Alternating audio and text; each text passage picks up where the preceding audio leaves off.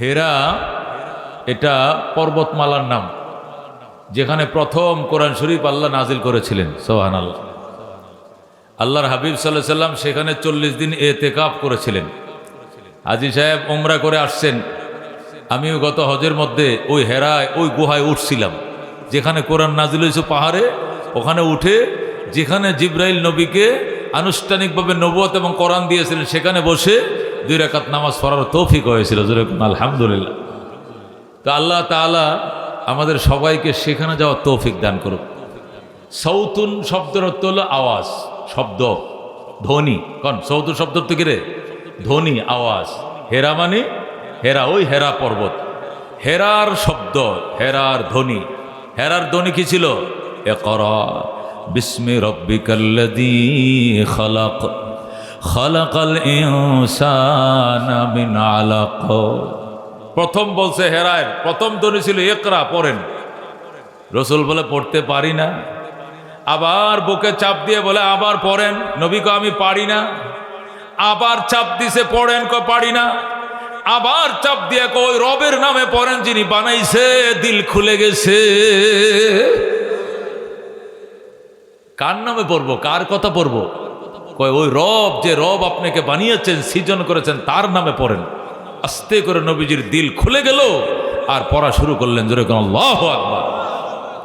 সেই হেরার ইতিহাসের সাথে এই শব্দটাকে মিল রেখে হেরার শব্দ, হেরার ধ্বনি, হেরার আওয়াজ, কোরআনের আওয়াজ। এই কোরআনের জামিয়া এখানে তৈরি হয়েছে। এর অধীনে, এর আহ্বানে ঐতিহাসিক ইসলামী মাহফিলে আল্লামা শামসুদ্দিন দামাত বরকাতুল আলিয়া মুফতি সাহেব হুজুরের সভাপতিত্বে আমার ভাইজান আলোচনা করেছেন, তার প্রধান অতিথ্যে আমরা এখানে উপস্থিত হয়েছি। খুশি না বেজার? যেরকম খুশি না বেজার? কাদের সাথে আমরা একত্রিত হয়ে বসছি? যারা আল্লাহকে ডরায়। কাকে ডরায়? আল্লাহকে। আল্লাহ বলেন নিঃসন্দেহে আমার বান্দা বান্দির মধ্যে শুধুমাত্র একমাত্র আলেমরাই আমাকে ভয় করে। যেরকম সুবহানাল্লাহ। যদি কোন হুজুর আলেমরা ভয় করে, আমি তো আলেম না, তা আমি যে 3 লাখ টাকা খরচ করে হজ করে আইলাম, ওমরা করে আইলাম, 10,000 টাকা মাদ্রাসা দান করছি, আজকে এশার নামাজ জামাতে পড়ছি, আমি কুরবানি গেছি, এই থেকে 1.5 লাখ টাকাতে কুরবানি, আমি কার ভয় দিলাম? হুজুররা শুধু আল্লাহকে ভয় করে, আমরা কি আল্লাহকে ভয় করি না? কথা কোন ঠিক কিনা? তা আল্লাহ তো বলেন ইন্নামা ইয়াখশাল্লাহ মিন ইবাদিহিল উলামা, নিঃসন্দেহে আল্লাহকে শুধুমাত্র একমাত্র তার বান্দা মাদ্দির মধ্যে হতে উলামারাই ভয় করে। যেরকম সুবহানাল্লাহ।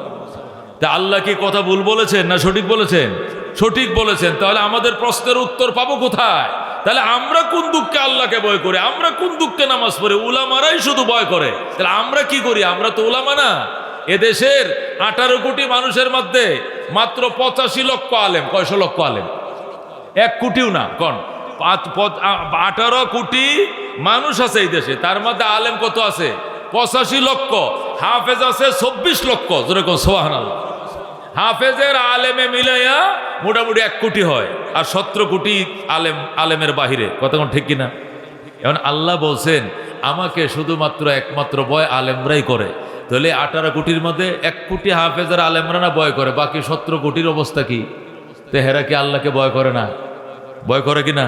তো হেদের ভয় তো আল্লাহ স্বীকার করে না তার কোরআনে। তার কোনো উত্তর খুঁজে বের করা লাগবে কিনা? বলেন, কোনো উত্তর খুঁজে বের করা লাগবে কিনা? তা আমরা এখানে কয়জন আলেম আছেন? আলেম যদি থাকে এখানে 30 জন, আলেম ছাড়া আছে 300 জন। কথা কোন ঠিক কিনা? এরাও তো আল্লাহর ভয়ে এখানে এসছে। কথা কোন ঠিক কিনা? কিন্তু আল্লাহ তো এই কথা স্বীকার করে না। আল্লাহ কয় শুধু আলেমরাই আমাকে ভয় করে। তার উত্তর জানার দরকার আছে কিনা? মুফাসসিরিন কেরাম বলেন ভয় অনেক কিসিমের আছে। কোন ভয়? অনেক ধরনের। ভয়ের কোয়ালিটির বেশ কম আছে। আচ্ছা, মানুষ কুত্তরেও ভয় করে, করে কিনা? করে কিনা? আবার সাপরেও ভয় করে, করে কিনা? আবার পুলিশেরও ডরায়, ডরায় কিনা? আবার মা বাবারও ভয় করে। কতক্ষণ ঠিক কিনা? আবার নিজের টিচারকেও ভয় করে, করে কিনা?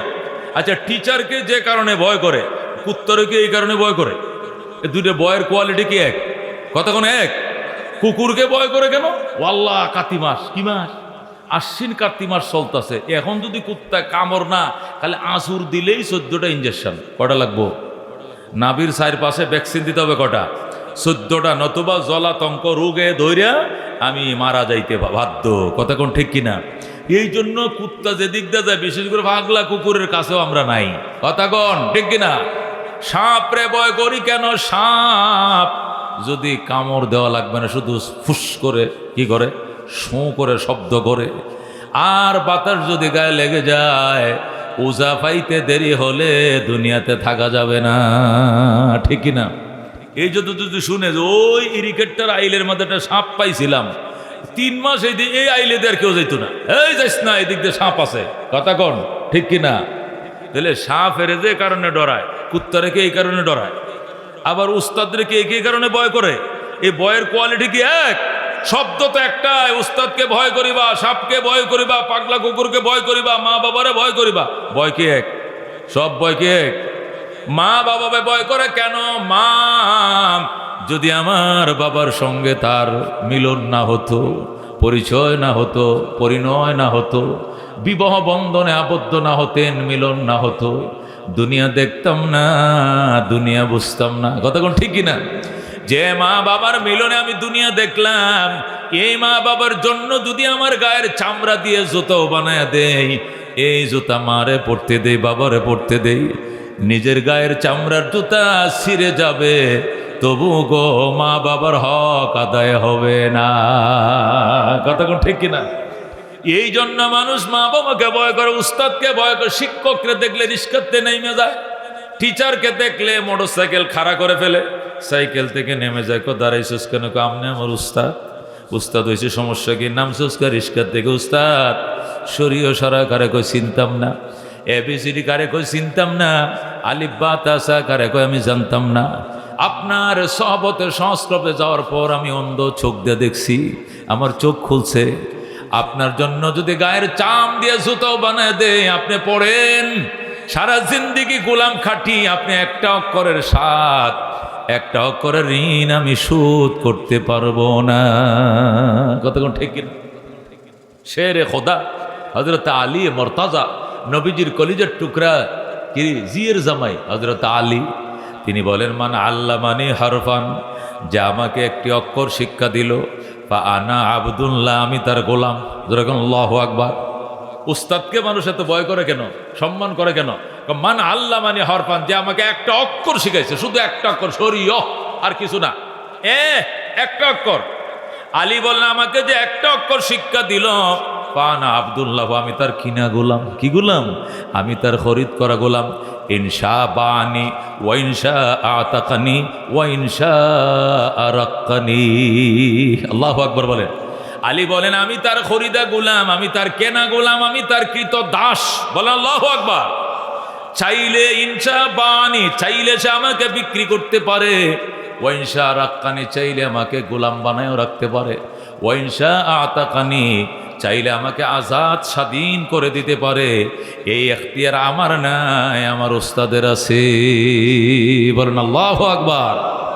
রাজিনা কিসমাতাল জব্বার ফিনা, লানা ইলমুন ওয়ালিল আদাই মালো, ফাইন্নাল মা লা ইয়াফনা আন করিবিন ওয়া ইন্নাল ইলমা ইয়াবকা লা ইয়াজালু, লাকাদ জানাল বিলাদা ওয়া মান আলাইহা, ইমামুল মুসলিমিন আবু হানিফা, ফামা ফিল মাশরিকিন লাহু নাযীরু ওয়ালা ফিল মাগরিবিন ওয়ালা বিকুফা।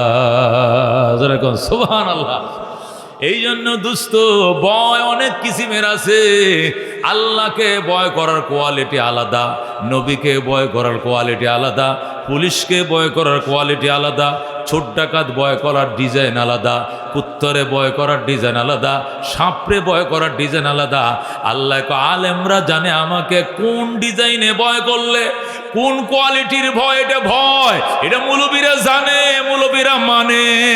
কথা কোন ঠিক কিনা? ভয়ে ভয়ে বেশ কম আছে দোস্ত। 2004 সালে যখন নির্বাচন হলো, কয় সালে? 2004 সালেও শেখ হাসিনা একটা নির্বাচন দিছে কিনা? এটা ছিল তার প্রথম নির্বাচন। হ্যাঁ, কথা কোন ঠিক কিনা? 96 তো গেল, 2000 কয় সালে দিছিল? দোস্ত, যখন 4 জানুয়ারি 14 সালে 4 জানুয়ারি 2014 সালে 4 জানুয়ারি 2014 সালে 4 জানুয়ারি যখন নির্বাচন দিল, নির্বাচনের মধ্যে মানুষ যায় নাই, অনেক কুত্তা বিলাই গেছিল, কথা কোন ঠিক কিনা? অনেক কেন্দ্রের মধ্যে খালি কুকুরের ছবি উঠেছে সাংবাদিকরা, পরের দিন দিছে 2টা কুত্তা 1টা কুত্তুনি, 3 জন আসিল ওই কি সেন্টারের মধ্যে, আর কোনো পাবলিক দেখা যায় না, কথা কোন ঠিক কিনা? আবার কোনো কোনো সেন্টারে আগের দিন রাত্রে আগুন দিয়া লাইছিল, শুনছেন না? অনেক সেন্টারে আগুন দিছে কিনা? তা আমার পাশের একটা সেন্টারে আগুন দিছে। আগুন দেওয়ার পরে এই পরের দিনে ওই এলাকার 4,000 লোকের নামে মামলা হয়েছে, কয় হাজার, জেডারে ধরে ফতের মধ্যে রাস্তা ফাইলে দৌড়ে স্কুল পুরা মামলা। কি পুরা মামলা?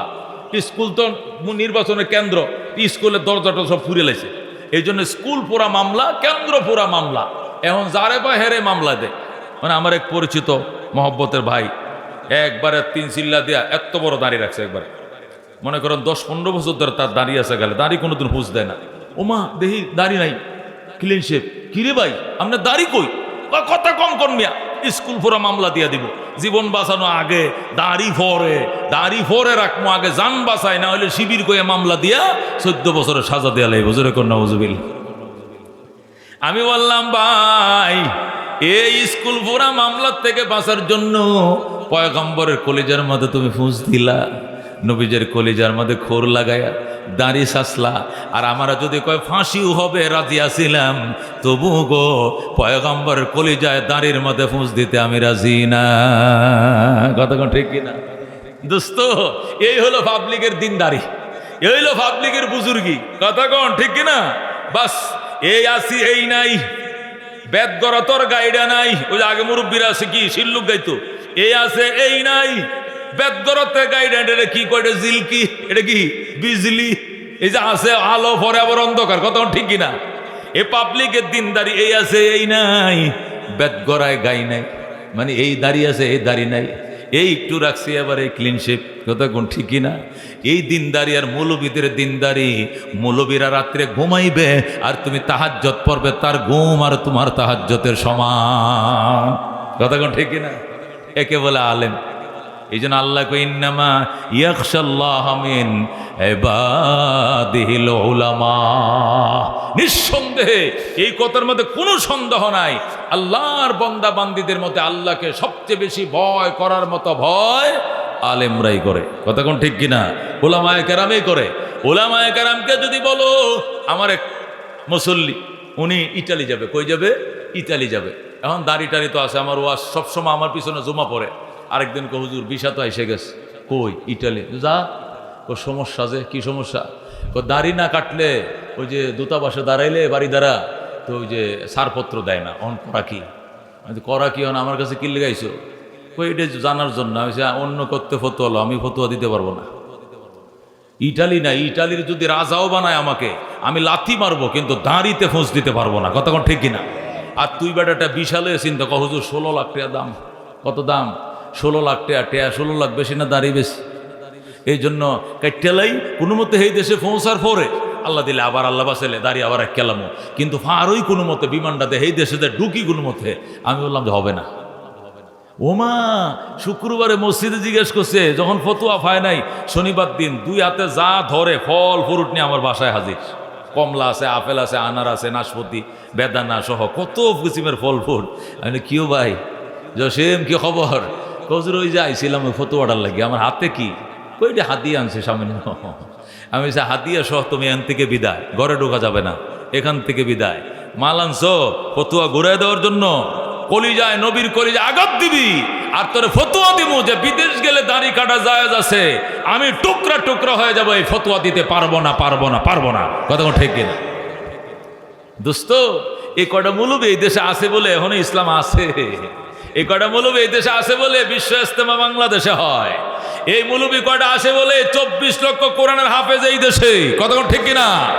80,000-এর উপরে মাদ্রাসা এই দেশে, 35,000-এর উপরে মক্তব এই দেশে, কথা ঠিক কিনা? এখনো 3 চিল্লা সাথীর অভাব নাই, দাড়িওয়ালার অভাব নাই। আরব রাজ্যগুলো নবীর দেশে যায় দেখেন গা, দাড়িওয়ালা লোক পাইতেন না। মসজিদের ইমাম, মাদ্রাসার টিচার স্যার একটার গালেও দাড়ি নাই, সব ক্লিন শেভ। আল্লাহ এই দেশে এখনো লক্ষ লক্ষ পাবলিক এদের গাল বড় দাড়িওয়ালা আছে এই দেশে, কতক্ষণ ঠিক কিনা? কেন? উলামায়ে কেরামের বরকতে। এদেশ কি আলেম ওলামায় ভরা, কথা কোন ঠিক কিনা? আল্লাহর হাবিব সাল্লাল্লাহু আলাইহি ওয়াসাল্লাম যখন তিনি মক্কায় ছিলেন, হঠাৎ একদিন বলতেছেন কোরআন তো নাজেল হওয়া শুরু হয়ে গেছে, এটা শিক্ষা চালু রাখতে হবে, নতুবা আমি মরে গেলে কোরআনের চর্চা বন্ধ হয়ে যাবে, মাদ্রাসা বানাবো, একটু জায়গা দাও, জায়গা দাও। রসুলের ফুফাতো ভাই হযরতে যায়েদ ইবনে আরকাম রাদিয়াল্লাহু তাআলা আনহু ডাক দেয়া কয়, ইয়া রাসূলুল্লাহ, হাবিব আল্লাহ, আমি আবার বাবা আরকাম ইবনে আবিল থেকে একটু জায়গা পাইছিলাম, যদি মাদ্রাসার জন্য কবুল হয় এই জায়গা বিনা দাবিতে আমি অক্ষ করে দিলাম মাদ্রাসার জন্য। আরকাম ইবনে আবিল, যায়েদ ইবনে আরকাম রাদিয়াল্লাহু তাআলা আনহুর বাবা আরকাম ইবনে আবিল থেকে যায়েদ ইবনে আরকাম একটু জায়গা পাইছিলেন, রসুলের আবার আত্মীয় লাগে। এই জায়গাটা এনে নবীকে দিয়ে কয়, হুজুর এখানে পৃথিবীর প্রথম মাদ্রাসাটা বানান, এই জায়গা আমি অক্ষ করলাম। যেরকম আল্লাহু আকবার। হযরতে যায়েদ ইবনে আরকামের জায়গার উপরে নবীজি মাদ্রাসা বানাইলেন। 13 বছর ছিল মাদ্রাসা, বলেন আল্লাহু আকবার। এই 13 বছরে আল্লাহর পক্ষ থেকে নাজেল করা কোরআনের আয়াতগুলো এখানে লেখা হতো, নবীজির বাণী হাদিসগুলোকে আলাদা করে লেখা হতো। এক গ্রুপে কোরআন সংরক্ষণ করত, এক গ্রুপে হাদিস সংরক্ষণ করত, আর এক গ্রুপে সংরক্ষিত কোরআন হাদিসকে চর্চা করত, শিখতো, শিখাইতো। সুবহানাল্লাহ। 13 বছর নবী হওয়ার পর তিনি মদিনায় চলে যান। মদিনায় যাওয়ার পরে জায়গা কালেকশন শুরু করছেন। প্রথম মসজিদের জায়গা নিছেন, মসজিদ বানাইছেন। আল্লাহু আকবার। মাদ্রাসার জায়গা প্রথম পাওয়া যাচ্ছিল না, মদিনায় অভাব ছিল, দুর্ভিক্ষ ছিল। এই জন্য মসজিদের নববীর কোণার মধ্যে নবী মাদ্রাসা তো সোফা বানাইলেন। মসজিদে নববীতে নামাজ হয়, নামাজের পরে মসজিদের কোণার মধ্যে দরস হয়, কোরআন হাদিস পড়া হয়। টানা 10 বছর সেখানে মাদ্রাসা ছিল। যেরকম সুবহানাল্লাহ। আল্লাহর হাবিবের তিরুদানের পর, নবীর ইন্তেকালের পর, ও দুস্ত রাহমাতুল লিল আলামিনের ইন্তেকালের পর হযরত আবু দারদা রাদিয়াল্লাহু তাআলা আনহু সিরিয়ার রাজধানী দামেস্কে কওমি মাদ্রাসার 3 নম্বর মাদ্রাসাটা বানাইলেন। বলেন আল্লাহু আকবার। প্রথমটা নবী বানাইছেন মক্কায়, দ্বিতীয়টা নবী বানাইছেন মদিনায়, তৃতীয়টা হযরত আবু দারদা রাদিয়াল্লাহু তাআলা আনহু বানাইছেন দামেস্কে। দামেস্ক হলো সিরিয়ার রাজধানী। দামেস্ক কোথায়? দামেস্কে পৃথিবীর 3 নম্বর কওমি মাদ্রাসা হয়। 4 নম্বর কওমি মাদ্রাসা হযরত আব্দুল্লাহ ইবনে মাসউদ রাদিয়াল্লাহু তাআলা আনহু, ইরাকের তখনকার রাজধানী ছিল কুফায়, কুফায় তিনি মাদ্রাসা প্রতিষ্ঠা করেন। হযরত আব্দুল্লাহ ইবনে মাসউদ রাদিয়াল্লাহু তাআলা আনহু কুফায় বানাইলেন মাদ্রাসা। এটা কওমি মাদ্রাসার 5 নম্বর শাখা। এরপরে হযরত আমর ইবনে আস রাদিয়াল্লাহু তাআলা আনহু মিশরের রাজধানী কায়রোতে 5 নম্বর কওমি মাদ্রাসার শাখা বানাইলেন। বলেন আল্লাহু আকবার। মিশরের রাজধানী কায়রোতে কওমি মাদ্রাসার 5ম শাখা প্রতিষ্ঠিত হয়। সেটার প্রতিষ্ঠাতা ছিলেন হযরত আমর ইবনে আস রাদিয়াল্লাহু তাআলা আনহু, যার হাতে কায়রো বিজয় লাভ করেছিল হযরত ওমর, যাকে গভর্নর বানাইছিলেন। যেরকম সুবহানাল্লাহ। এরপরে হযরতে সুলতান মাহমুদ গজনবী রহমতুল্লাহ আলাইহির হাতে আফগানিস্তানের তখনকার রাজধানী, বর্তমান রাজধানী কাবুল, তখন ছিল গজনি। আফগানের পুরাতন রাজধানী গজনিতে সুলতান মাহমুদ গজনবী কওমি মাদ্রাসার 6 নম্বর শাখা প্রতিষ্ঠা করেন। এরপরে বাদশাহ নিজামউদ্দিন, ইরাকের বাদশাহ নিজামউদ্দিন, যেটাকে বাদশাহ নিজামুল মুলুক বলা হতো, বাদশাহ নিজামুল মুলুকের নেতৃত্বে ইরাকের নতুন রাজধানী বাগদাদে কওমি মাদ্রাসার শাখা প্রতিষ্ঠা করা হয়। ওই মাদ্রাসার নাম দেওয়া হয় মাদ্রাসায়ে নিজামিয়া। কি দিয়া?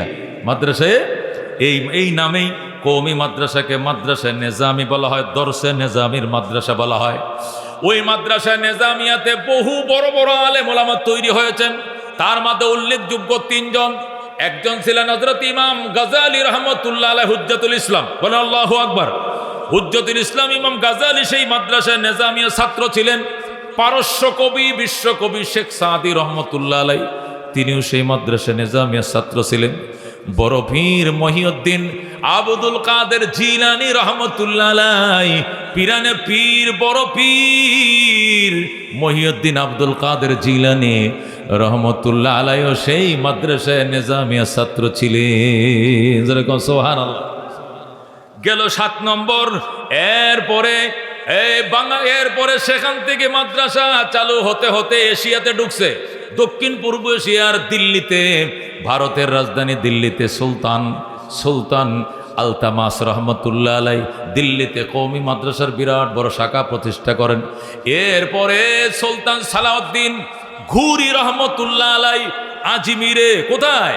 আজমিরে সুলতান সালাউদ্দিন ঘুরি রহমতুল্লাহ আলাই কওমি মাদ্রাসার 8 নম্বর শাখা প্রতিষ্ঠা করেন। এভাবে মাদ্রাসা প্রতিষ্ঠার সংগ্রাম হিরিক শুরু হয়ে যায়, শিরিক শুরু হয়ে যায়।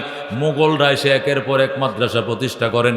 শুধু বাংলা ভাষায় কথা বলে যে এলাকার মানুষ, বাংলাদেশ কলকাতা এবং উড়িষ্যা আসাম কলকাতা বাংলা, যে এলাকার মানুষ বাংলায় কথা বলে, শুধু এই এলাকার মধ্যে 80,000 কওমি মাদ্রাসা ছিল। যেরকম সুবহানাল্লাহ।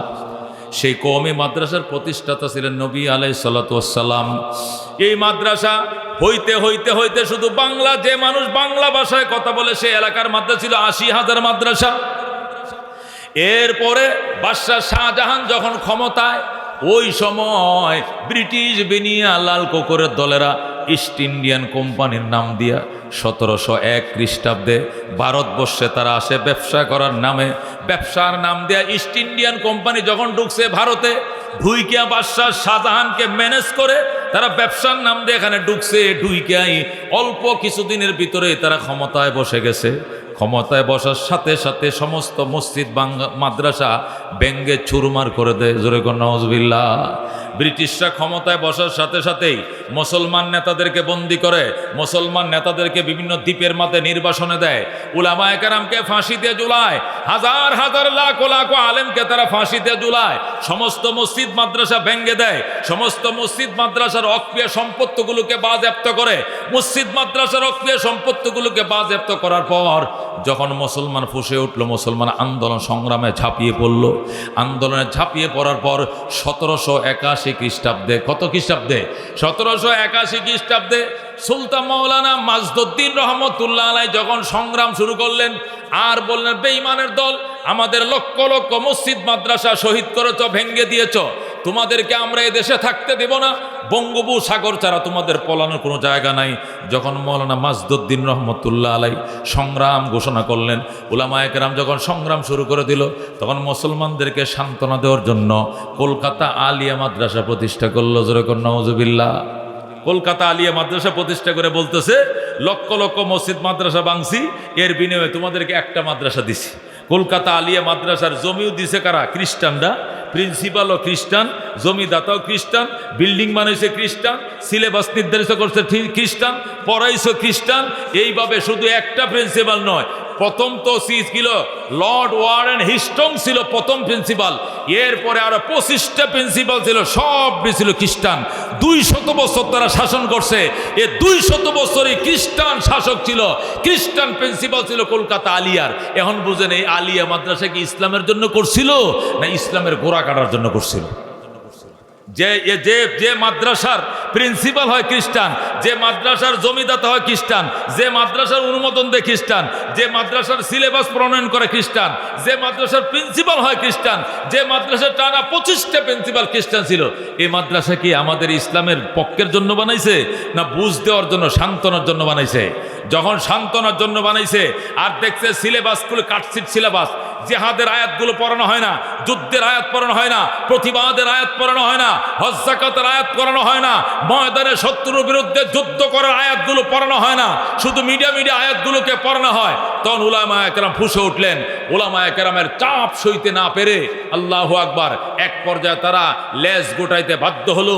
1866 খ্রিস্টাব্দে হযরতে কাসেম নানুতুবি রহমতুল্লাহ আলাইহি সহ একদল উলামায়ে কেরাম দেওবন্দ মাদ্রাসা প্রতিষ্ঠা করলেন। সারাদিন পর্যন্ত কোন জায়গাটা নির্ধারণ করা যায়? বাংলাদেশের জায়গা দেখছেন, কলকাতায় জায়গা দেখছেন, সিলেটে জায়গা দেখছেন, বিভিন্ন জায়গায় পাকিস্তানের জায়গা দেখছেন, শেষ পর্যন্ত জায়গা দেখছেন ইউপিতে, উত্তরপ্রদেশে সাহারানপুর জেলার দেওবন্দ নামক জায়গা দেখার পর তাদের কাছে বেশি মনে হয়েছে ওই জায়গাটা ভালো হবে। তারা রাত্রে জায়গা দেখে 4-5 জন মুরব্বী রাত্রে ঘুমাইছে। ঘুমের মধ্যে স্বপ্ন দেখে আল্লাহ নবী আইছেন, হাতের লাঠি ছিল নবীর। আয়া কয়, এই তোরা ঘুম থেকে উঠ, আমার সঙ্গে আয়, আমি লাঠি দিয়ে দাগ দিয়ে দিতেছি, সকালে উঠে যেখানে দাগ পাবি এটাকে মাদ্রাসার বাউন্ডারি বানাবি। জোরে কোন সুবহানাল্লাহ। আল্লাহ রাব্বি সাল্লাল্লাহু আলাইহি সাল্লাম স্বপ্ন যুগে কাসেম নানুতুবি রহমতুল্লাহ আলাইহি সব একদল বুজুর্গানে দিন, যারা মাসের পর মাস অবিরাম পরিশ্রম করছিলেন মাদ্রাসা প্রতিষ্ঠা করবেন। কোথায় প্রতিষ্ঠা করবেন, কতটুকু জায়গায় প্রতিষ্ঠা করবেন, এরিয়াটা কত হবে, কি পরিমাণ হবে, আল্লাহ নবী নিজে রাত্রিবেলায় লাঠি দিয়া দাগ দিছে। তারা স্বপ্ন দেখছে, সকালবেলা ঘুম থেকে উঠে দেখে আলু ক্ষেতের মাঝে যেরকম আলু রোয়ার আগে লাঙ্গল দিয়ে টান দিলে দাগ পড়ে যায়, পয়গম্বরের লাঠির দাগ এইরকম মাটি খুই দেয়া দাগ হয়ে গেছে। যেরকম আল্লাহু আকবার। رزينا قسمة الجبار فينا لنا علم وللأعداء مال فإن الماء لا يفنى عن قريب وإن العلم يبقى لا يزال। এই যে মাদ্রাসা দেওবন্দ মাদ্রাসা 1866 হওয়ার পর আল্লাহু আকবার 1900 শুরু হওয়ার আগেই বেঈমানরা পলাইছে, বেঈমানরা কুত্তার দল পলাইছে, লাল কুত্তার বাহিনী পলাইছে। পলাইতে পলাইতে বাংলাদেশ ব্রিটিশ শাসন মুক্ত হইছে। এই মাদ্রাসা প্রতিষ্ঠা করার 1 নম্বর উদ্দেশ্য ছিল ব্রিটিশ খেদ আন্দোলন সফল করা। কথা কোন ঠিক কিনা? সেই দেওবন্দ মাদ্রাসার থেকে লেখাপড়া করে বাংলাদেশে হাটাজারি মাদ্রাসা হয়েছে, হাটাজারির থেকে জিরি হয়েছে, জিরির থেকে পটিয়া হয়েছে, পটিয়ার থেকে নানুপুর হয়েছে। এইভাবে হইতে হইতে বাংলাদেশে লালবাগ হয়েছে, ফরিদাবাদ হয়েছে, মালিবাগ হয়েছে, চৌধুরীপাড়া হয়েছে, হইতে হইতে আপনাদের জামিয়া হুসাইনিয়া হয়েছে, চামড়া গোদাম মাদ্রাসা হয়েছে, শেরপুর তেরা বাজার হয়েছে, ময়মনসিংহের বালিয়া মাদ্রাসা হয়েছে, ইসলামিয়া মাদ্রাসা হয়েছে। ও দুস্থ হইতে হইতে বাংলাদেশে লক্ষ লক্ষ মাদ্রাসা হয়েছে। বর্তমানে বাংলাদেশে 80,000-এর উপরে মাদ্রাসা, 85 লক্ষের উপরে আলেম, 24 লক্ষের উপরে কোরআনের হাফেজ। রেখন সুবহানাল্লাহ। এ দুস্থ নিজের ছেলেকে আলেম বানাইছো, বিএ পাস করাইছো, এমএ পাস করাইছো, ছেলে তাকে ঢাকা শহরে, তুমি তাকে গ্রামে। মৃত্যুর সংবাদ শুনে বলবে এলাকাবাসী দাফন করে ফেলেন, আমার ছুটি নাই, আসতে পারবো না। এই দেশে বহু উচ্চ শিক্ষিতর মা বাবা ঢাকা শহরে, গাজীপুরে বৃদ্ধাশ্রমে থাকে, বৃদ্ধাশ্রমে থাকে। লেখা আছে প্রবীণদের জীবনের শেষ ঠিকানা, লেখা আছে প্রবীণদের জীবনের শেষ ঠিকানা। যে সমস্ত সন্তানরা মা বাবারে বাদ দেয় না, এই মা বাবাদেরকে আমাদের কাছে নিয়ে আসেন, আমরা বিদেশি সংস্থা দিয়ে আপনার মা বাপরে ফাইলে দিব। যেরকম নওজুবিল্লাহ। যারা আপ টু ডেট সন্তান বানাইছেন, যারা আপ টু ডেট সন্তান বানাইছেন, অত্যন্ত দামি ছেলে বানাইছেন, দামি দামি ঘুষ খাওয়া শিখাইছেন, দামি দামি ক্লিন শেপ করা শিখাইছেন, ওই সমস্ত দামি উচ্চ শিক্ষিত ছেলেরা, পুলিশ অফিসারের মারা বাবারা, বড় বড় অফিসারদের মা বাবারা ওই বৃদ্ধাশ্রমে থাকে। যেরকম নওজুবিল্লাহ। ওই দিন দেখলাম এক লোক বৃদ্ধাশ্রমে, এক মহিলা মারা যাইতেছে, মারা যাওয়ার আগে কইতেছে, বাবা এই নম্বরটাতে আমার ছেলের একটু ফোন দেন তো, আমার ছেলে চিটাং থাকে, উনি বড় অফিসার। তো বৃদ্ধাশ্রমের অফিসারে ফোন দিছে, স্যার আপনার মা তো মৃত্যু সজ্জায়, আপনার একটু শেষবারের মতো দেখতে চাই, আপনি তো আসেন, চিটাং থেকে আসেন। উনি বলছে, আপনার আমার মাকে বলেন আমার ছুটি নেই, আমি আসতে পারবো না। এইভাবে না করছে। একটু পরে মা মারা যাবে, কয় আমি মারা যাব, আমি শেষবার দেখতে চাই।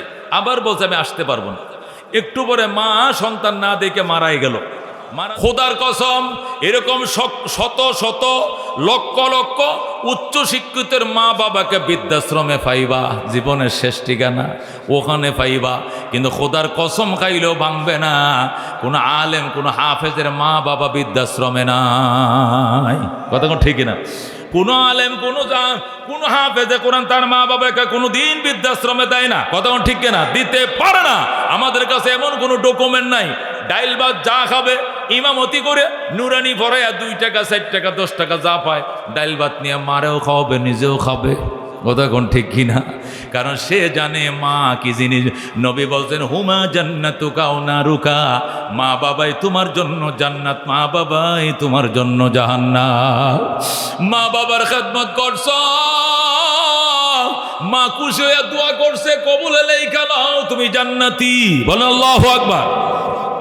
আর মা বাবার কষ্ট দিছো, শ্বশুর শাশুড়িকে খাওয়াইছো, শ্বশুর শাশুড়িকে হাত দিয়ে দিছো, টিয়া দিছো, পয়সা দিছো, জামা বানায় দিছো, জুতা কিনা দিছো, অনেক কিছু করাইছো, কিন্তু মায়ের মুখে কোনোদিন পানি দাও নাই। কপালে লেইকেলো তুমি জাহান্নামী। জোরে কোন নাউযুবিল্লাহ। আল্লাহ নবী বলেন ক্বালা রাসূলুল্লাহি সাল্লাল্লাহু আলাইহি ওয়াসাল্লাম রিদার রাব্বি ফি রিদাল ওয়ালিদাইন ওয়া সাখাতুর রাব্বি ফি সাখাতিল ওয়ালিদাইন। আল্লাহ সন্তুষ্টি মা বাবার সন্তুষ্টির উপর নির্ভরশীল। আল্লাহু আকবার। আল্লাহর হাবিব বলেন ওয়ালা তাউকান্না ওয়ালিদাইক, সন্তান খবরদার মা বাবার নাফরমানি করিস না, মা বাবার নাফরমানি করিস না। ওয়াইন আমারাকা, যদিও তোর মা বাবা তোরে হুকুম করে আনতা খুরুজা মিন আহলিকা, বউ তালাক দেওয়ার জন্য বউ তালাক দিয়ে দিও, তবু গো মা বাবারে ছাইরো না।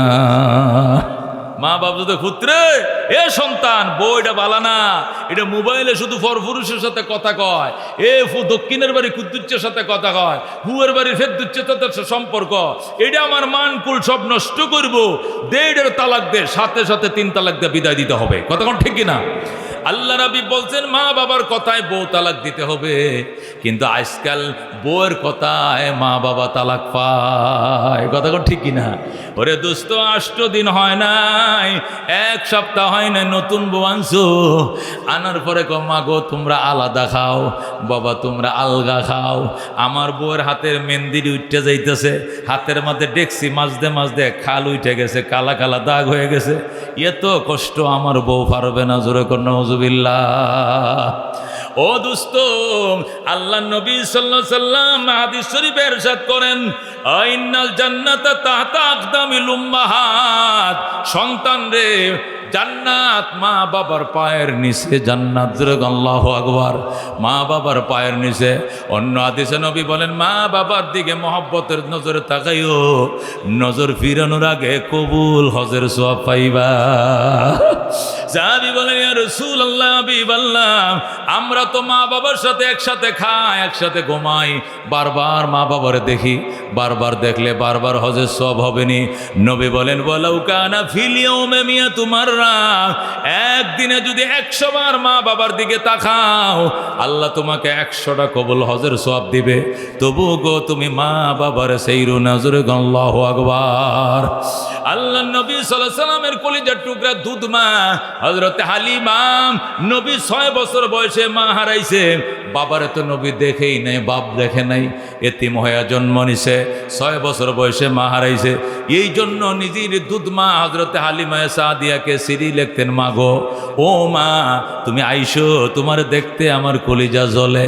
মা তায়েফ থেকে মক্কায় বেড়ায় যাইও, আমি মুহাম্মদকে দেখে যাইও গো মা, তোমার কলিজার দুধ খেয়ে আল্লাহ আমারে বড় বানাইছে। হযরতে হালিমা সাদিয়া নবীর চিঠি পাওয়া মাত্র মক্কায় ছুটে আসতেন। নবী মক্কায় রাস্তায় দাঁড়ায় রইছে, সাহাবায়ে কেরাম বলে হুজুর কার জন্য দাঁড়ায় রইছে? নবী বলতেন আমার আম্মা আইতেছে, আমার আম্মায়। সাহাবীরা বলতো আপনার আম্মা তো ইন্তেকাল করছে, কে আবার আপনার আম্মা? আসতেছে গো, উনি আমার মা, উনি আমার দুধ মা হালিমা সাদিয়া। সুবহানাল্লাহ। হযরত হালিমা সাদিয়া যখন উড়ের থেকে নামতেন, নবী বলতেন মা পয়সা থাকেন, আমি নামাবো। নবী কুলে কইরা নিজের মাকে কোলে করে উড়ের ফিট থেকে নামাইতো, নামায়া নিজের পাগড়িটা খুইলে অথবা গায়ের চাদরটা বিছায়া বলতেন মা গো তুমি এখানে বসো, ও মা তুমি কি খাইতে মন চায় খাও, কলিজা সিরে আমি তোমারে খাওয়াবো। আল্লাহু আকবার। এ দোস্ত আরে কয় মা, আল্লাহ নবী বলছেন ওয়ালা তাউকান্না ওয়ালিদাইক, ওরে সন্তান মা বাবার নাফরমানি করিস না। যদিও তোর মা বাবাও তালাক দিতে কয়, বউ তালাক দিবি, তবু রে মা বাবা সারিস না। হযরত ইব্রাহিম আলাইহিস সালাম থাকতেন ওই ফিলিস্তিনে, উনার ছেলে ইসমাইল থাকতো মক্কায়। ইসমাইল মক্কায় বড় হয়ে গেছে, মক্কার মানুষ ইসমাইলকে বিয়ে করায় দিছে। ইসমাইল কিন্তু বিয়ে করতে রাজি না, আমি পরে বিবাহ করব, আমার আব্বাই আসলে বিবাহ করব। কিন্তু মক্কার মানুষ বলে তোর বাবা তো আসে না, 2-1 বছরে মাঝে মধ্যে আসে, এই জন্য তোমার আব্বার অপেক্ষা করা যাবে না, বিয়ে করা দিছে। ইসমাইল বউর মুখ দেখে না, বাসর করে না, আমার আব্বাই আসবে, আমার বউ পছন্দ করবে, এরপরে আমি বাসর ঘর করবো। আল্লাহু আকবার। হযরত ইসমাইল তোয়াফ করে, আল্লাহর ঘরে আশপাশে ঘুরে তোয়াফ করে, অন্য কাজ করে কিন্তু ঘরে ঢোকে না। বিবিরে কয়, বিবি আব্বার কাছে চিঠি লিখেছি, বাবা আসবে, তোমাকে দেখবে, তোমার পছন্দ করবে, এরপরে বলবে ঠিক আছে, এরপরে তোমার সঙ্গে আমার দেখা হবে, এর আগে নয়। হযরত ইসমাইল ঘরের আশপাশে থাকে কিন্তু বউর সাথে দেখা নাই। চিঠি পাইয়া চিঠি লেখছে, বাবা গো, তোমার ইসমাইল বিয়ে করছে, মক্কার মানুষ বিয়ে করায় দিছে, পুত্রবধূ দেখে যাও। পুত্রবধূ দেখার জন্য ইব্রাহিম আসছে মক্কায়। আইসা ইসমাইলের ঘরের দুয়ারে দাঁড়ায়, কয় ইসমাইল রে, ওরে আমার ইসমাইল, আমি একজন বৃদ্ধ মানুষ, অনেক দূর থেকে আসছিলাম গো বাবা, বাবা আমি অনেক দূর থেকে আসছিলাম, বাবা গো তুমি চিঠি লিখছো পুত্রবধূ দেখার জন্যে, দরজা খোলো, আমি আইসি, পুত্রবধূ দেখাও। ইসমাইল তো বাড়িতে নাই, উনি দূরে। বউ ভিতর থেকে ডাক দেয়, কে গো আপনি? ইসমাইল ইসমাইল কয়ে ডাকেন, ইসমাইল তো বাড়িতে নাই। কোথায় গেছে আমার ছেলে? কয় জানি না। কবে আসবে? কোথাও তো জানি না। কেমন চলছে তো সংসার? কয় সংসার তো ভালো চলছে না, বিয়ের পরের দিন থেকে স্বামীর সাথে সাক্ষাৎ নাই। কি বলো তুমি? কয় হ্যাঁ, ইসমাইল আসলে কয়ও আমি আবার আসবো, আমার ইসমাইল আসলে কয়ও আমি আবার আসবো গো মা। মারে, আমি অনেক দূর থেকে আসছিলাম, তুই তো আমারে থাকতে বললি না। ইসমাইলের বিবি কয়, চলে যান আঙ্কেল, চলে যান, আমার স্বামী বাড়িতে নাই, আমার স্বামী আসলে আবার আইসেন, আজকে চলে যান, আমার স্বামী নাই, তার ঘরে অনুমতি ছাড়া ঢোকান যাবে না। ইব্রাহিম চলে যাওয়ার কয়, মা রে, আমি একজন বৃদ্ধ মানুষ, অনেক দূর থেকে আসছিলাম, নাস্তাও খাওয়াইলা না, আদরও করল না, যত্নও করল না, থাকতেও বলল না। আমার ইসমাইল আসলে কয়ও আমি আবার আসবো গো মা। আর কয়ও আমার ইসমাইলের ঘরের চৌকাটটা ভালো নয়, চৌকাটটা যেন তাড়াতাড়ি বদলাইয়া লয়। আল্লাহু আকবার। এই কথা বলে ইব্রাহিম চলে যায়। রাত্রিবেলা ইসমাইল ঘরে আইসে, আইসা কয়, বিবি আমার বাবা কই? কে তোমার বাবা? আব্বা আইছিল নি? কয় না। আসছিল। কে বলছে? আমি আমার বাবা ইব্রাহিমের গন্ধ আমার নাকে পাইতেছি। আমার বাবা আইছিল, আমার বাবা ইব্রাহিম, উনি যে রাস্তা দিয়ে হাইটা যায়, মেশকের সুঘ্রাণ ছড়া। আমার বাবাই আসছিল মক্কা নগরে, হেরেম শরীফ পুরা মুখরিত হয়ে গেছে। আমার বাবাই কই? তুই কি আমার বাবারে থাকতে বলিস নাই না? আমার বাবারে নাস্তা খাইতে দাও নাই গো না? আমার বাবার আদর করো নাই গো না? থাকতে বলো নাই না? ইসমাইল কান্দে, কি সর্বনাশ করলি রে? আমার বাবার কাছে সিডি পাঠাইছিলাম, আমার সিডি পাইয়া তোরে দেখতে আইছিল আমার আব্বা, আর তুই বুঝে আমার বাবারে আদর করলি না? যা বাবা যা। হযরত ইসমাইল কান্দে। মহিলা কয়, কান্দেন না, আপনার বাবাই বলছে আবার আসবেন গো। তিনি আবার আসবেন বলছেন। আর কি বলছেন? আর বলছেন, আমি তো দেখি আমাদের ঘরের চৌকাটটা নতুন কাঠ দিয়ে বানাইছেন, আর উনি বলছে চৌকাটটা নাকি ভালো নয়, বদলাইতে হবে।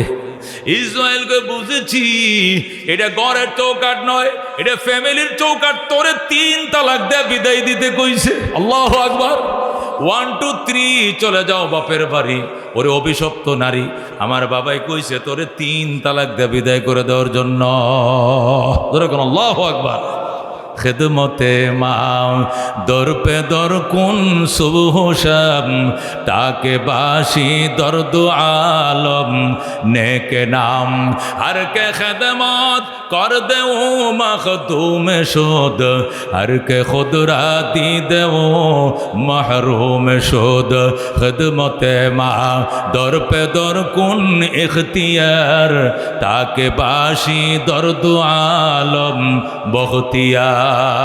হযরত ইসমাইল আবার বিয়ে করছে, বনু জুরহুম গোত্রে বিবাহ করছে।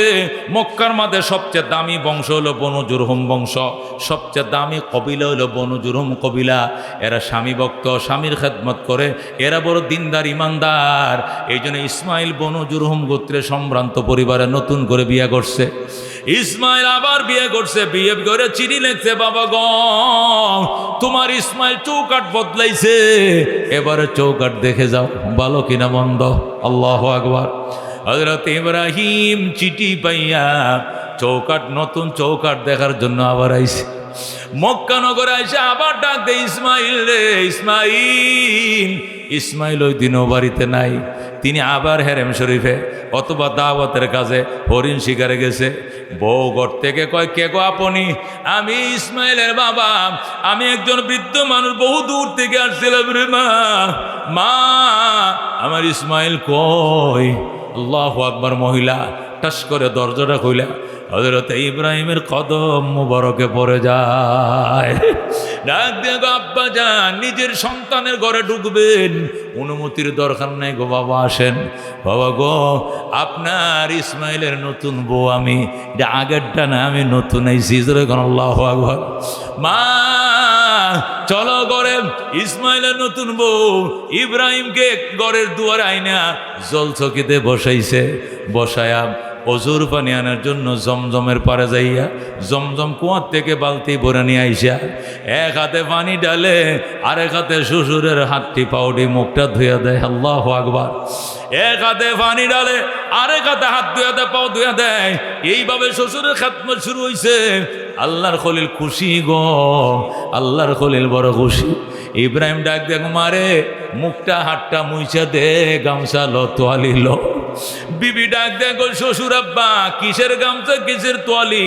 আমি আমার মাথার চুল দিয়া, কেশ দিয়া আপনার পাও মোবারক মুইছা দিলাম। মহিলা নিজের মাথার চুলের কুপাটা, নতুন বউ এত বড় চুলের কুপাটা খুইলাম, এই চুল দিয়া শ্বশুরের পাউডি মুইছা দেয়। শ্বশুর ডাক দেখো, মাগো আমার ইসমাইল কই? কো দাওয়াতে গেছে। ওই যে আমার আনছিল ঘরের পরে দেখা নাই, বাবার সাথে দেখা হওয়ার আগে বউয়ের মুখ দেখবে না। আমার ইসমাইল কবে আসবে গো? চলে আসবেন। কেমন আছো গো মা? অনেক ভালো আছি গো আব্বা যান। কেমন চলছে সংসার? গো আলহামদুলিল্লাহ, অনেক সুখের সংসার গো। ইব্রাহিম ডাক দেখো, মা আমি গেলাম গো, আমি আবার আসবো গো মা। এখানে থাকা নিষেধ, আমি থাকতে পারবো না, আমি আবার আসবো গো।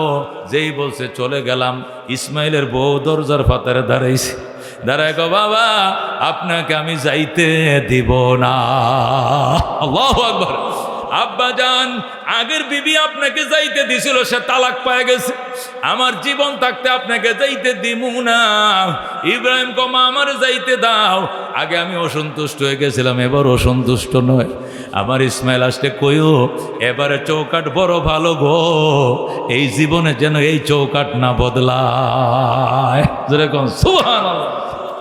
এ দুস্ত, এরে বলে মা, এরে বলে বাবা। হযরতে হাকিমুল উম্মত মুজাদ্দিদে মিল্লত শাহ আশরাফ আলী থানভী লেখে, মা বাবার খেদমত করো গো, 5টা জিনিস পাইবা। কয়টা জিনিস পাইবা? 1 নম্বর, তুমি 100 বছর 90 বছর বাঁচবা, দীর্ঘ হায়াত আল্লাহ তোমাকে দিবে। যেরকম সুবহানাল্লাহ। 2 নম্বর পুরস্কার, মা বাবার খেদমত যারা করে গো, আল্লাহ তাদেরকে সম্মানের চেয়ার দিবে। এরা চেয়ারম্যান হবে, মেম্বার হবে, সভাপতি হবে, মুফতি হবে, মুহাদ্দিস হবে, ইমাম হবে, মন্ত্রী হবে, মিনিস্টার হবে। আল্লাহ মা বাবার দোয়াপ্রাপ্ত সন্তানদেরকে সম্মানের চেয়ার দেয়। 3 নম্বর পুরস্কার, মা বাবার খেদমত যারা করে গো, মা বাবার দোয়া যারা পায়, আল্লাহ এদেরকে বড় বড় মুসিবত থেকে রক্ষা করে। যেরকম সুবহানাল্লাহ। যদি আপনি মাঠে গেছেন ঘাস কাটার জন্য, ঠাডা পড়বে মাথায়, ফেরেশতারা ঠাডা নিয়ে রওনা করছে আপনার মাথা ফেলার জন্য। মা হাত বাড়াইছে, আল্লাহ আকাশ ভালো নয়, ধ্রিম ধ্রিম করে ঠাডা পড়তেছে, আমার সন্তান গরুর ঘাস কাটার জন্য সরে গেছে। আল্লাহ গো, আমার পুত্রের তুমি হেফাজত করো। সাথে সাথে আমার আল্লাহ বলবেন, ফেরেশতারা রে, ঠাডাটা তুমি নারকেল গাছের মাথায় ফেলো, তাল গাছের মাথায় ফেলো, মায়ের আদরের সন্তানের মাথায় ফেলো না। আল্লাহু আকবার। এ দুস্ত, এই জন্য হাকিমুল উম্মত মুজাদ্দিদে মিল্লাত শাম আশরাফ আলী থানভী রহমতুল্লাহ আলাইহি লেখে, মা বাবার খেদমত করো গো, আল্লাহ বড় বড় মুসিবত থেকে বাঁচাবে। ঠাডার তলে পরেও কিছু হবে না। অ্যাক্সিডেন্ট হয়েছে, লগের মানুষ মারা গেছে, তোমার কিছু হবে না। ও দুস্ত, 3 নম্বর 4 নম্বর পুরস্কার, মা বাবার খেদমত করো গো, মক্কা মদিনা যাইতে পারবা। যতই গরিব হও না কেন, মা বাবার দুয়ার বরকতে আল্লাহ তোমাকে খোদার ঘর না দেখায়া, নবীর রওজা না দেখায়া মরণ দিবে না। কার মন চায় রে বাজার মদিনা যাইতা? মন চায়? মন চায়? মনে বড় আশা ছিল যাব মদিনায়। আল্লাহু আকবার।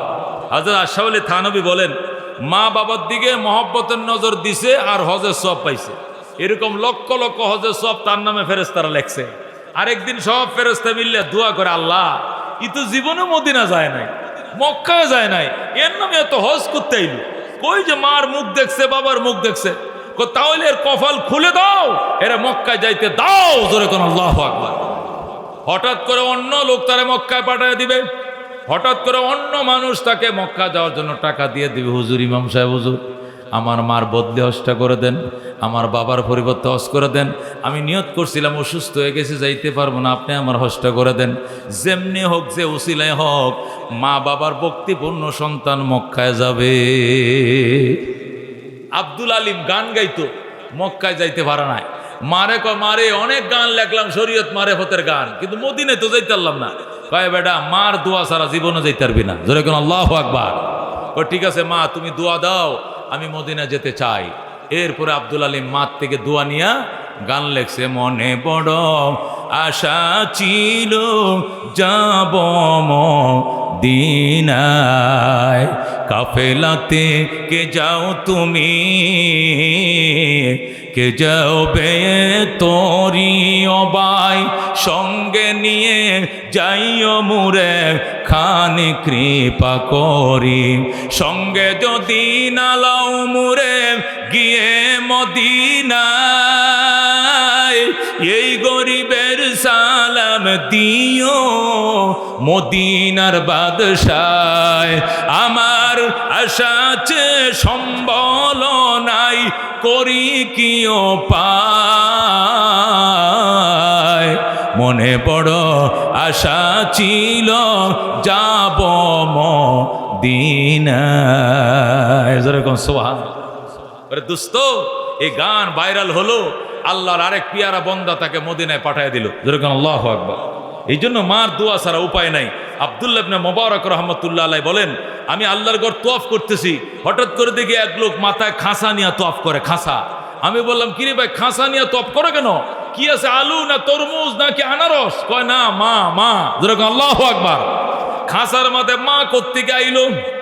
আমি যখন হজে রওনা করছি, মা ডাক দেখো, সন্তান, সন্তান রে, কই যাও? কো মক্কায়। আমারে লয়ে যাও। আমি কইলাম, মা কেমনে নিব, আমি গরিব, টাকা নাই, পয়সা নাই। কিচ্ছু লাগতো না, খাঁচার মাঝে নিয়ে বসো, সাগর পারে যায় চোখ বন্ধ করে দাঁড়ায় থাকবা, আমি মা দোয়া করব, এক দোয়ায় মক্কায় পৌঁছে যাইবা। মারে খাঁচার মাঝে বসাইয়া মাথায় নিয়ে রওনা করছি গো। যখন আরব সাগরের কিনারে আইলাম, আয়া দেখি নৌকা নাই, কিস্তি নাই, জাহাজ নাই। মা, সাগর পারে আইছি, কেমনে পার হবো? মা কই, চোখ বন্ধ কর। আমি চোখ বন্ধ করে দাঁড়ায় রইছি। মা কি যেন দোয়া করছে, চোখ খুলে দেখি সাগর পার হয়ে মক্কায় চলে আসছি। হুজুর, আমার মা এখানে মারে নিয়ে তওয়াফ করি, আমার মা হাঁটতে পারে না, তোয়াফও করতে পারে না, আমিও তোয়াফ করি, মায়ও তোয়াফ করে। আমার তোয়াফ হয়ে গেল, মায়ের তোয়াফ হয়ে গেল, এই জন্য আমি তোয়াফ করি। আব্দুল্লাহ ইবনে মুবারক, সুবহানাল্লাহ সুবহানাল্লাহ। বাবা, কত মা ভক্ত সন্তান দেখছি, তোমার মতো মা ভক্ত সন্তান দেখি না। আল্লাহ তোমার জান্নাত দিবে রে বাবা। ছেলে ডাক দেখো, হুজুর, আমি যে মারে নিয়ে এইভাবে তোয়াফ করলাম, মাথায় করে হজ করলাম, দুধের দাবি আদায় হবে নি? নবী কো, প্রথম দিন যখন দুধ পান করছিলা, প্রথম ফোঁটা দুধটা ভিতরে ঢুকছিল, এক ফোঁটা দুধ 70 ভাগ করলে এক ফোঁটা দুধের দাবি আদায় হবে না। আল্লাহু আকবার। হাকিমুল উম্মত মুজাদ্দিদ মিল্লাত বলেন, 4 নম্বর পুরস্কার, তুমি মক্কা মদিনা জিয়ারত করবা, আল্লাহর ঘর দেখবা, নবীর রোজা দেখবা, আল্লাহ তোমার ভাগ্য খুলে দিবে, কিন্তু মার দোয়া লাগবে। 5 নম্বর পুরস্কার, মা বাবার খেদমত যারা করবা গো, মৌতের বিছানায় কালিমা জারি হয়ে যাবে। যেদিন জিহ্বাটা শুকিয়ে যাবে, হার্টবিট বেড়ে যাবে, বুকটা দরফর করে কাঁপতে থাকবে, গড্ডা মটমট করে মুসুর দিবে, ঘুরতে থাকবে, চোখগুলো উঠে যাবে, সেই দিন অটোমেটিক জারি হয়ে যাবে, আশহাদু আল্লাহ ইলাহা ইল্লাল্লাহ ওয়া আশহাদু আন্না মুহাম্মাদান আবদুহু ওয়া রাসূলুহু। সাথে সাথে কালমা জারি হয়ে যাবে। জোরে কোন সুবহানাল্লাহ। এই জন্য দোস্ত, আল্লাহর নবী বলেন, মা বাবার দোয়া আর আল্লাহর আরশের মাঝখানে কোনো পার্টিশন না, ডাইরেক্ট কবুল। জোরে কোন আল্লাহু আকবার। কিতাবের মধ্যে লেখা হতো মুসা আলাইহিস সালাম আল্লাহর দরবারে ফরিয়াদ করে, আল্লাহ আমি মুসা যেদিন জান্নাতে যাব আমার সঙ্গে কোন লোকটা জান্নাতে যাবে? আল্লাহ ডাক দেখে, মুসা রে সকালবেলা বাজারে যাবে, যায় দেখবে কষাই গরু গোস্ত বেচতেছে, শীতলার দাগ আছে, বসন্তের দাগ, ওই কালো কষাইটা তোর লগে জান্নাতে যাবে। মুসা আলাইহিস সালাম কয়, কষাই তো মানুষ খারাপ হয়, কষাই গাইল দে, কষাই করে কষাই গাইল দিল মানুষ, কষাই কয়ে গালি দেয়, আর কষাই আমি মুসা নবীর সাথে জান্নাতে যাই, ঘটনাটা কি করছে দেখতে হবে। আল্লাহর পয়গম্বর মুসা সকালবেলা ঘুম থেকে উইটা হাত মুখ ধুইয়া গেছে কষারির কাছে যায়, দেখো ভাই আসসালামু আলাইকুম। ওয়ালাইকুম সালাম। ভাই কেমন আছেন? ভালো। কষাই চিনেন আমাদের নবী? কষাই গো হুজুর কি অবস্থা, গোস্ত নিতে আইছেন? কয় না এমনি আইছে, তোর দেখতাম। আমারে কি দেখবেন, আমি কালো মানুষ, আমারে কি দেখা লাগে? কয় না, খুব মন চাইতেছে তোরে দেখতাম। কষায় গরু বানায়, গরু সোলায়, গরুর গোস্ত লটকায় দোকানে দোকানে, কিন্তু আল্লাহর পয়গম্বর ছায়াই রইছে। যখন আল্লাহু আকবার।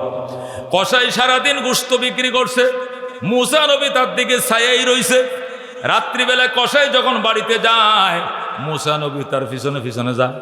কষাই হুজুর আপনি কই যান? কয় আমি আপনার বাড়িতে থাকবো রাত্রে, আমার বাড়ি অনেক দূরে। ঠিক আছে চলেন।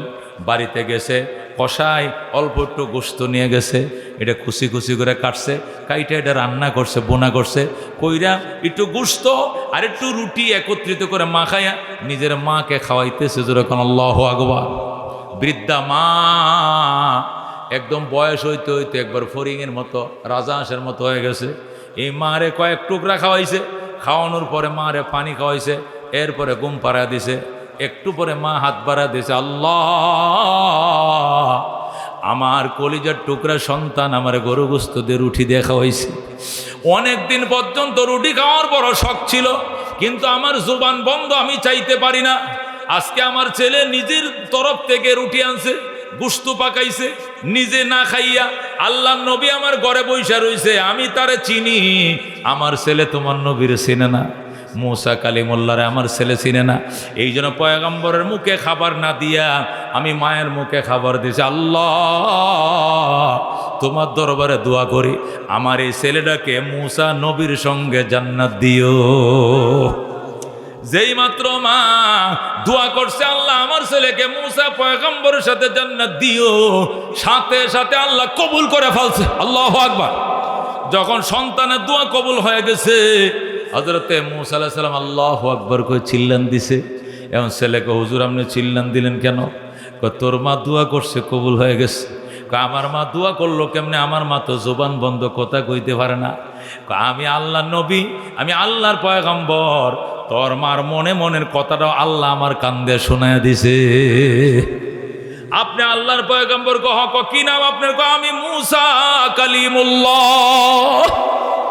ছেলে ডাক দেখ, হুজুর আপনি মুসা কালিমুল্লাহ? কয় হায় হায়, আপনি আল্লাহর পয়গম্বর, সারাদিন আমার দোকানে দাঁড়ায় রয়েছেন, সারা রাত আমার ঘরে বসে রয়েছেন, আপনারে খাবার না দিয়ে আমি মারে খাবার দিছি, আমার আল্লাহর হস্তে মাফ করে দেন বাজান, মেহেরবানি করে মাফ করেন। মুসা কয়, বাজান কাম তো বানায় ফালাইছ, তোমার মা দোয়া করতে দেরি, কবুল হইতে দেরি হয় নাই। তোমার মা দোয়া করছে, তুমি যেন মুসা কালিমুল্লাহর সাথে হাসর পাও, আল্লাহ তোমার দোয়া কবুল করে ফেলাইছে। জোরে কোন সুবহানাল্লাহ। বাজান রে, এইটাই জানার জন্য আমি গত রাত্রে আল্লাহকে জিজ্ঞেস করেছিলাম, আমার সঙ্গে জান্নাতে কে থাকবে? তখন তোমার কথা বলছে, তুমি নাকি আমার সঙ্গে থাকবা। আমি চিন্তা করলাম, এটা কসাই কেমনে পয়গম্বরের সাথে জান্নাতে থাকে, কি আমল করছে? আজকে তোমার বাড়িতে আইসা দেখি মায়ের খেদমতের খাতিরে আল্লাহ তোমাকে এত বড় মর্যাদা দিছে। খেদমতে মা দর পে দর কোন সুবহ শাম, তাকে বাসি দরদু আলম নেকে নাম। এই জন্য দুস্ত, আমি হাটাদারিতে লেখাপড়া কইরাম, সর্বপ্রথম মায়ের বলছিলাম, মা লেখাপড়া করছি, মৌলবি হয়েছি, মুফতি হয়েছি, আল্লাহ একটা আশা পূরণ করছে। আর কি আশা? সবচেয়ে বড় আশা, মা গো মদিনায় যাইতাম। আল্লাহু আকবার। মা কয়, বাবা দোয়া করে আল্লাহ তোরে মদিনায় নিবে। আমি বলছি, মা গো হুজুরদের থেকে শুনছি কোরআন হাদিসে পাইছি মার দোয়া মিস যায় না, দোয়া কইরো মদিনা যাইতাম। মা কয় যাইবে, দোয়া করলাম, কিন্তু আমারও নিয়ে যাইতে হবে। আল্লাহু আকবার। আমি বললাম মা তোমার অবশ্যই নেব ইনশাআল্লাহ। প্রথম বছর আমি গেছি, 2 জনের টাকা নাই। পরের বছর মার হজ করলাম, মা বাবার হজ করলাম, মারেও সাথে নিয়ে গেলাম। সুবহানাল্লাহ। এই যে যাওয়া শুরু হইলো, এই যে আরম্ভ হইলো, এখন খোদায় 15-16 বার আল্লাহ নেওয়াইছে। যেরকম সুবহানাল্লাহ। হ্যাঁ, গত বছরও স্বামী স্ত্রী, আগামী বছরও টেহা জমা দিয়ে লাইছে। যেরকম আলহামদুলিল্লাহ। এই জন্য দোস্ত, মা বাবার খেদমত কারা কারা করতে মন চায় হাত বাড়াও, বাড়াও। আল্লাহ তুমি কবুল করো, আমিন। আল্লাহ মঞ্জুর করো, যেরকম আমিন।